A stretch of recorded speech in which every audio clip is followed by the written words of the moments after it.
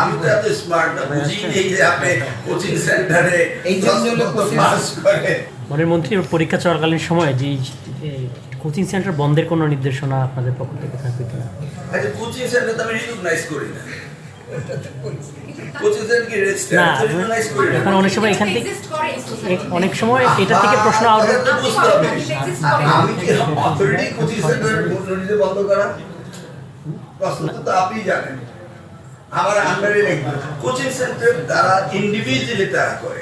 Coaching centre বন্ধ হবে কিভাবে? Very simple. এই যে আমি পরীক্ষার পরে ভর্তি হওয়ার গ্যাপটা যদি না রাখি, তো কোচিং সেন্টার যাবে কোন সময়?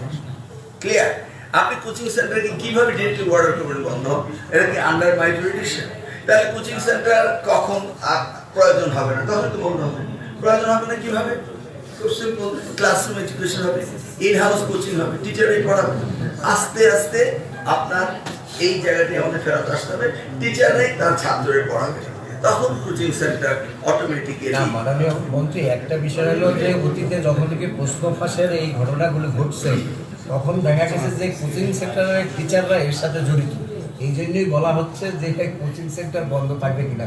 ওদের অভিযোগ জড়িত থাকার প্রমাণ পাওয়া গেছে। আমি তো এত স্মার্ট না, বুঝি এই যে আপনি কোচিং সেন্টারে এই জন্য পাস করে। হ্যাঁ, এরকম টিচাররা, এরকম অনেক অভিযোগ আসছে, প্রমাণিত হয়েছে ওই অতীতে। কোচিং সেন্টার নিয়ে আমরা নির্দেশ দিতে পারি।